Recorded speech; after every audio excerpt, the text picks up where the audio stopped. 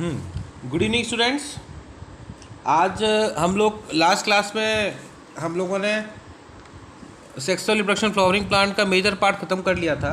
आज कुछ टर्म्स वगैरह हैं, छोटी छोटी इंपॉर्टेंट टर्म्स हैं जहाँ से क्वेश्चन आता है, वो हम लोग थोड़ा डिस्कस कर लेते हैं। तो आज सबसे पहले इसमें स्टार्ट करेंगे। सेक्सुअल पार्ट हम लोग पढ़ चुके हैं, सेक्सुअल रिप्रोडक्शन कैसे हो सकता है पढ़ चुके हैं। आज थोड़ा सा ए सेक्सुअल रिप्रोडक्शन के बारे में देखेंगे।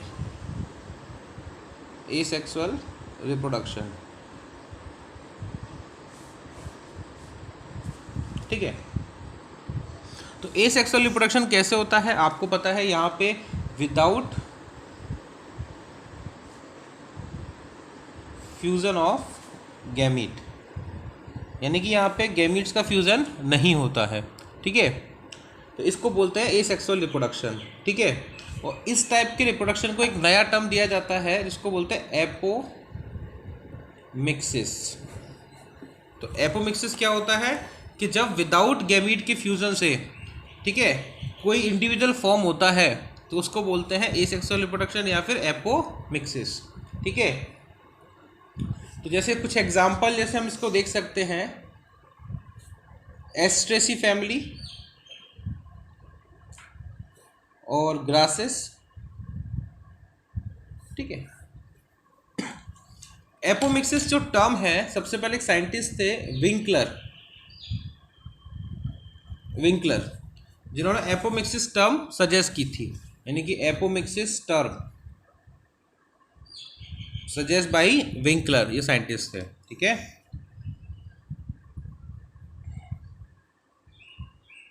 अब ये जो एपोमिक्सिस जो होता है, यानी कि एसेक्सुअल रिप्रोडक्शन जो होता है, वो किसके अंदर होता है? जो जेनेटिकली सिमिलर प्लांट्स, ठीक है, फ्रॉम सिंगल पेरेंट्स, ठीक है। अब देखिए, अब जब ए सेक्सुअल रिप्रोडक्शन होता है तो यहाँ पे गैमेट का फ्यूजन हो नहीं रहा, तो इनके पास जो फॉर्म होता है उसको बोलते हैं क्लोन, क्योंकि अपने जैसी ही कॉपी ही फॉर्म करते हैं वो लोग, ठीक है। और each number of clone is known as ramet, RAMET, ठीक है, रेमेट बोलते हैं उसको। ये टर्म्स पता होना चाहिए क्योंकि ये अभी पार्ट में केवल टर्म्स ही टर्म्स आएंगी जो इंपॉर्टेंट है, आपके क्वेश्चंस बहुत आते हैं यहाँ से, ठीक है। अब एक टर्म आती है एगेमोस्पर्मी।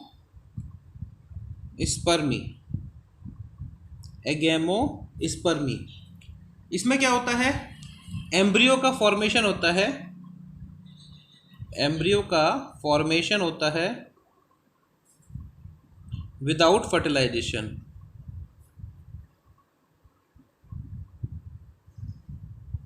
एम्ब्रियो का फॉर्मेशन होता है without fertilization and without meiotic division,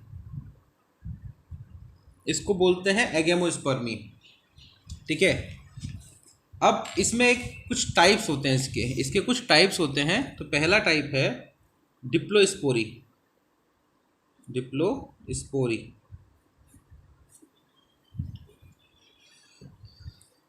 अब डिप्लोस्पोरी ये किसके अंदर होता है, क्या होता है, ये देखेंगे। डिप्लोस्पोरी में क्या होगा कि इसके अंदर मेगास्पोर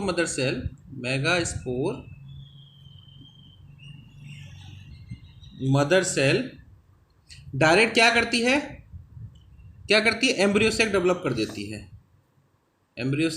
कर देती है विदाउट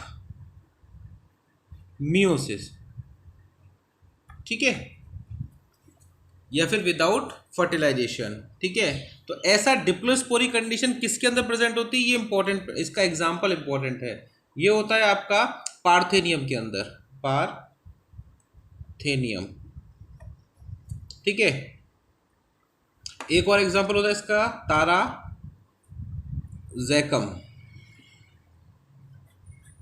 ताराजैकम, इसको पढ़ सकते हैं, ठीक है। तो ये आपका एक हो गया डिप्लोस्पोरी। अब डिप्लोस्पोरी के बाद कुछ टर्म्स आती हैं, जैसे एक टर्म आती है पार्थेनोजेनेसिस, पार्थेनोजेनेसिस। पार्थेनोजेनेसिस क्या होता है, देखो इसमें क्या होता है, हैप्लॉइड एक्स सेल जो होती है फीमेल की, ये क्या करती है, रेस्पॉन्सिबल होती है किस चीज़ के फॉर्मेशन के लिए, ये रेस्पॉन्सिबल होती है, responsible for development of haploid embryo.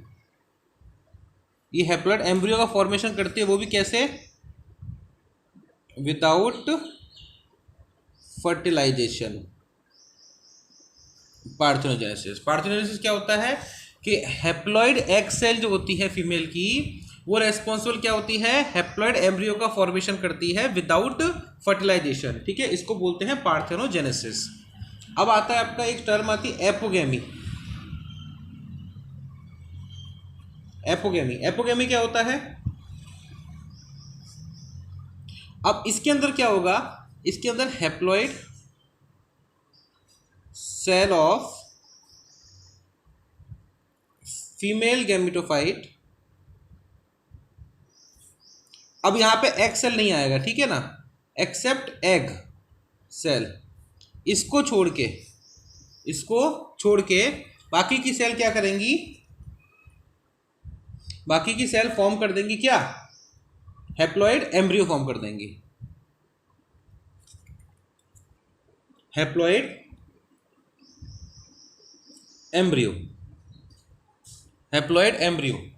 Form हो जाएगा। ठीक है, अब ये कैसे हुआ, विदाउट फर्टिलाइजेशन, इसको बोलते हैं एपोगेमी। ठीक है, चलिए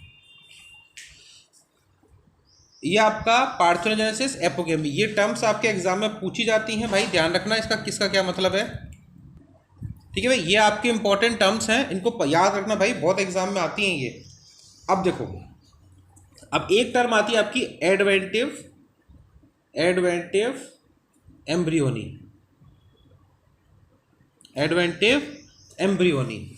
अब ये चीज क्या होती है, इसमें क्या होता है कि embryos formed any diploid cell. Adventive embryony का मतलब क्या होता है कि यहाँ पे जो एम्ब्रियो डेवलप होता है, एम्ब्रियो का जो डेवलपमेंट होता है वो किसी भी डिप्लॉयड सेल से हो जाता है। ठीक है, इसको बोलते हैं एडवेंटिव एम्ब्रियोनी, यानी कि एम्ब्रियो का डेवलपमेंट डिप्लॉयड सेल की मदद से होना।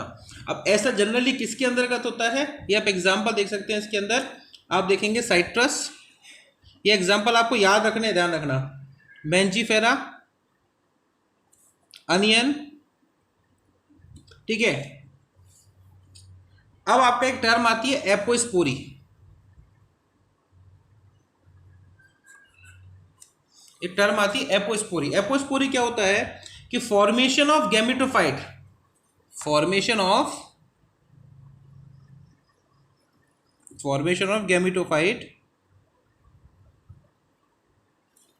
गैमेटोफाइट डायरेक्टली फ्रॉम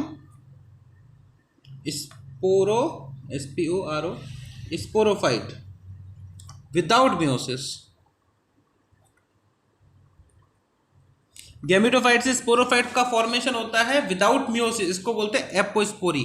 तो ये टर्म्स याद रखना कि कहाँ गैमेटोफाइट यूज हो रहा है, कहाँ स्पोरोफाइट यूज हो रहा है, कहाँ एम्ब्रियो यूज हो रहा है, क्योंकि यही टर्म्स एग्जाम में पूछी जाती है, बहुत इंपॉर्टेंट है भाई। तो apospory, formation of gametophyte without directly sporophyte without meiosis, this is called apospory condition. और एपोस्पोरी कंडीशन जो है, सबसे पहले एक साइंटिस्ट थे रोजेनबर्ग, ROSENBERG।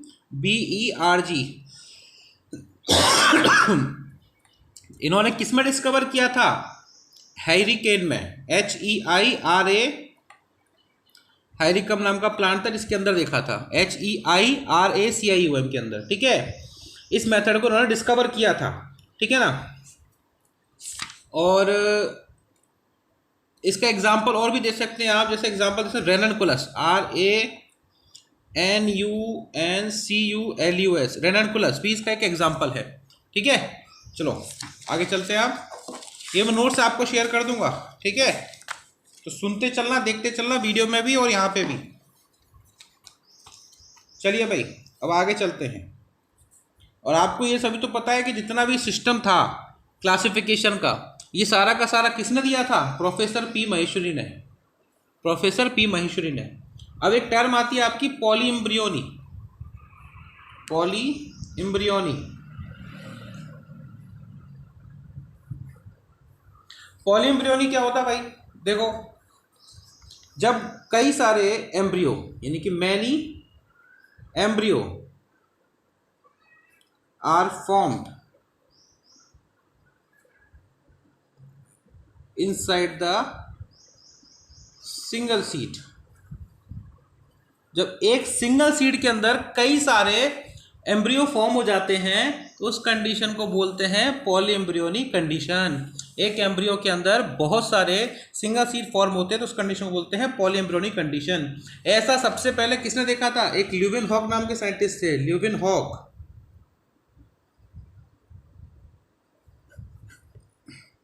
ठीक है, ल्यूवेनहॉक ने देखा था। किस में देखा था? साइट्रस के अंदर, साइट्रस के सीड में ऐसा देखा था। ठीक है भाई, ये याद रखना इंपॉर्टेंट है बहुत ज़्यादा। ठीक है भाई, जनरली जो पॉली एम्ब्रियोनी कंडीशन है वो किसके अंदर पाई जाती है? जिम्नोस्पर्म में, जिम्नोस्पर्म के अंदर। ठीक है, और देखा जाए तो कुछ एंजियोस्पर्म में भी पाई जाती है। जिम्नोस्पर्म के अंदर तो मोस्ट होती है, ठीक है, लेकिन कुछ सम एंजियोस्पर्म के अंदर भी होती है। तो एंजियोस्पर्म की जिसके अंदर होती है ये, तो एग्जांपल दे सकते हैं हम लोग ऑरेंज, लेमन, निकोटियाना। एक और एग्जांपल निकोटियाना। ठीक है, इन तीन के अंदर एंजियोस्पर्म में पाई जाती है भाई। ठीक, अच्छा एक चीज और याद रखना कि ये जो कंडीशन है, ये जो पॉली एम्ब्रियोनिक कंडीशन है, ये नेचुरली होता है, नेचुरली होता है। इसलिए इसको हम लोग क्या बोलते हैं? Spontaneous poly embryony.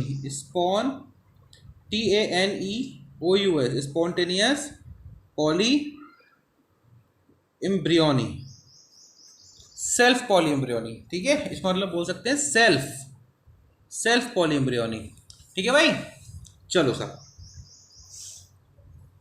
अगर ये पॉली एम्ब्रियोनिक कंडीशन नेचुरली हुआ तो ऐसे, अगर आर्टिफिशियल तरीके से हुआ तो, आर्टिफिशियली हुआ तो,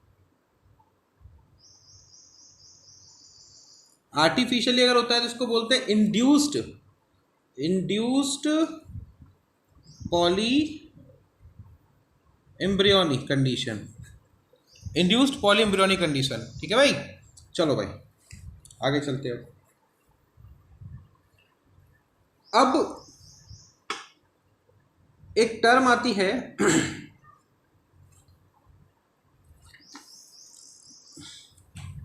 ठीक है, अब एक टर्म आती है pseudo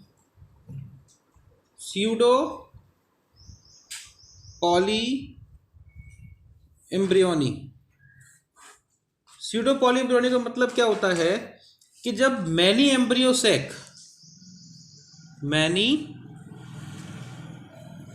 sac are formed from different more than one embryo sac।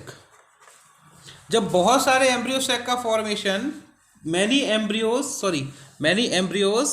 Are form, जब बहुत सारे एम्ब्रियो कैसे फॉर्म होते हैं? एक से ज्यादा एम्ब्रियो सैक से, तो उस कंडीशन को बोलते हैं स्यूडो पॉली एम्ब्रियोनी। ठीक है भाई, जब many embryo are formed more than one embryo sac, it is called pseudo poly embryony. ठीक, अब आ जाओ भाई, अब एक टर्म आती है, यहाँ टर्म्स का ही खेल है सारा, याद रखना आप लोग। अब एक टर्म आएगी भाई,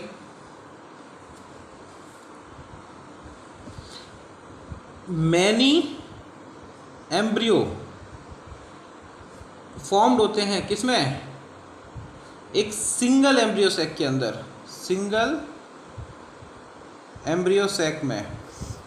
मतलब एक सिंगल एम्ब्रियो सैक के अंदर बहुत सारे एम्ब्रियो फॉर्म हो जाते हैं, तो उस कंडीशन को बोलते हैं हम लोग क्या, ट्रू पॉली एम्ब्रियोनी कंडीशन। ठीक है भाई, ये टर्म्स अपने को याद रखनी भाई, ठीक है। अब देखो, अब इसमें कुछ टाइप्स आते हैं, छोटे छोटे एग्जांपल्स हैं कि कौन सा पार्ट क्या फॉर्म करता है। अब सपोज करो, अगर by the cleavage of zygote, तो इससे जो फॉर्म होता है किसके अंदर होता है, एग्जाम्पल ऑर्किड्स, ठीक है। By the fertilization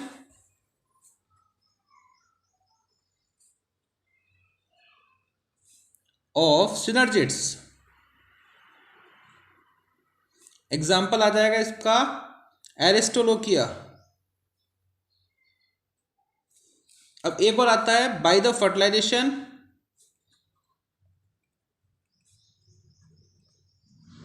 of antipodal cell, इसका एग्जाम्पल क्या आएगा, अल्मस, ULMUS। तो ये टाइप्स अपने को याद रखने के, किस में क्या फर्टिलाइजेशन होता है और किसकी वजह से क्या फॉर्म होता है और किसके अंदर होता है, ये एग्जाम्पल इंपॉर्टेंट है आपके, ठीक है। अगर हम बात करें ये तीनों ही टाइप की जो पॉली एम्ब्रियोनी है, अब एक एग्जाम्पल आता है आपका इंपॉर्टेंट, लिलियम, LILIUM, लिलियम। ये एक ऐसा प्लांट है जिसमें all type of poly embryony present होती है। ये सब पॉली एम्ब्रियोनी के एग्जाम्पल है। तो लेकिन लिलियम के अंदर क्या होगा, तीनों टाइप के पॉली एम्ब्रियोनी प्रेजेंट होती है, ठीक है भाई। अब ये आपका एक मेजर पार्ट खत्म हो गया, ठीक है। उसके बाद मैं आपको बताता हूँ, ये आपने ग्राफ्टिंग तो पढ़ी रखा है हाँ, अब एक दो पॉइंट हम लोग देख लेते हैं सीड के बारे में, ठीक।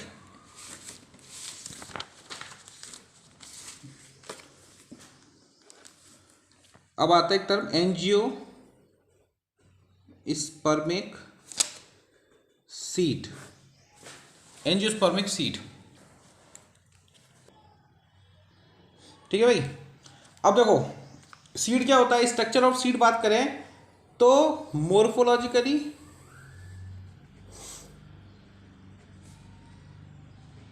राइपेंडेड ओव्यूल,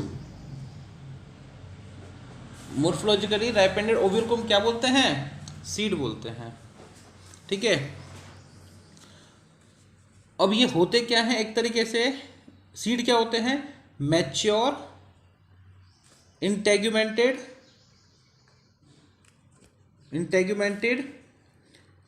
मेगा स्पोरेंजियम,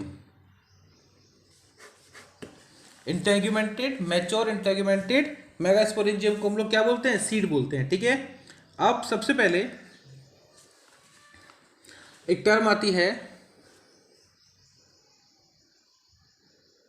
कि सीड के अंदर, मतलब सीड के स्ट्रक्चर में जो भी सीड कोड प्रेजेंट होता है इसके अंदर, ठीक है, वो सब कलेक्टिवली क्या कहलाते हैं,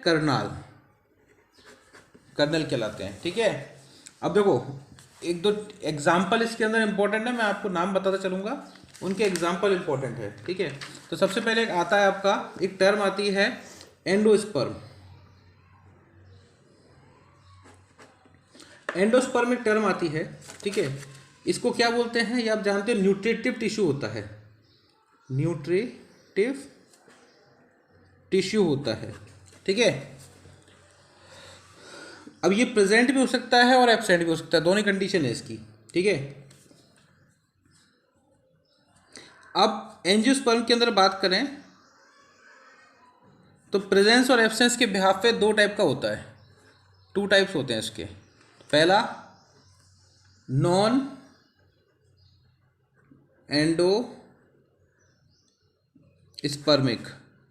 नॉन एंडोस्पर्मिक क्या होता है भाई, मतलब इनके पास क्या होगा, मैच्योरेशन के टाइम पे एंडोस्पर्म एब्सेंट, ठीक है, एग्जाम्पल दे दो इसके अंदर, एल्बुमिनस, ठीक है। और कुछ एग्जाम्पल हो सकते हैं, जैसे आपका होता है ग्राम, पी, ग्राउंडनट, ठीक। इसके बाद आ जाओ एंडोस्पर्मिक, एंडोस्पर्मिक क्या होता है भाई कि यहाँ पे type of food is stored in endosperm, यानी कि यहाँ पे जो भी फूड होता है वो कहाँ स्टोर होता है, एंडोस्पर्म के अंदर, ठीक है। एग्जाम्पल दे दो इसके अंदर, वीट, राइस, कोकोनट, ठीक है। तो भाई ये मैंने आपको एक मेजर पार्ट शीट का बता दिया। अब इसके अंदर मैं आपको कुछ इंपॉर्टेंट पॉइंट्स हैं जिनका आपको नोट्स ग्रुप पे शेयर करूंगा, एक बार आप उन पॉइंट्स को बस एक बार रीड आउट कर लीजिए और आपका ये चैप्टर होता है खत्म। अब इस चैप्टर में आपका कुछ नहीं बचा। हम लोग नेक्स्ट क्लास में ह्यूमन रिप्रोडक्शन स्टार्ट करेंगे। यहाँ तक मैं आपको नोट्स ये भी शेयर कर दूंगा, जो इंपॉर्टेंट चीज़ है वो भी बार शेयर कर दूंगा, उसको आप रीड आउट कर लीजिए अच्छे से, ठीक है बच्चों। अब नेक्स्ट क्लास में हम लोग मिलेंगे ह्यूमन रिप्रोडक्शन के साथ। चलिए भाई यहाँ तक अच्छे शेयर कीजिए। Okay, bye bye, good night.